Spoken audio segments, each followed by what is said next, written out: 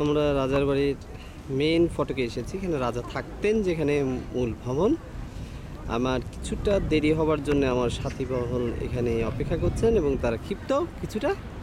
আমরা এখন রাজার বাড়িতে ঢোকার চেষ্টা করছি। আসুন আপনারা, এখান থেকে প্রতিধ্বনি করা হয়, ঢোলটাকে তোলার চেষ্টা করে। আপনারা দেখুন, এই যে ঢোল, এখান থেকে রাজার সংকেত দিতেন। এখানে অজস্র, আসেন ঢুকা যাক।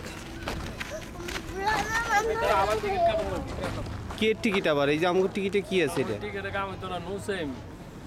তো ডিফারেন্সের মায়ের বাপ আর টিকিট কাটা দেবো না বাইরে তো, এই জন্য ওই মল ওইদিকে ঘুরে গেছে, বুঝতে পারলাম। আচ্ছা নেড়ে বসে একটু হাওয়া বাতাস খাই আর ওই আপার একটু ভিডিও করি, ব্যাস জায়গা। ওই তো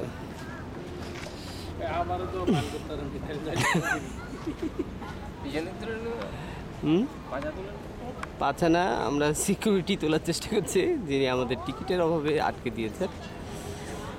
যা হোক, আমরা রাজার মেন গেটে এসে থমকে দাঁড়িয়েছি। আমাদের আলী ভাই, আচ্ছা আলী ভাই, আজকে আমাদের ভ্রমণ সম্পর্কে আপনার কি মতামত? আপনি কি বলতে চান? আসল জায়গায় আমরা ব্রেক করে গেলাম। আচ্ছা, এই যে আমাদের যে কর্নেল জহির সাহেব, কর্নেল রহমান সাহেব, আচ্ছা আপনি বলেনই যে আমাদের অর্ধেক সফরে আপনার কি মতামত আর কি? আপনি কি মনে করেন আমাদের পুরোটা সম্পূর্ণ করা উচিত? তাহলে সেক্ষেত্রে আমরা কি আরও সামনে এগোবো কি না? আচ্ছা তাহলে মুভ কেন দেন? টিকিট কাউন্টার কই?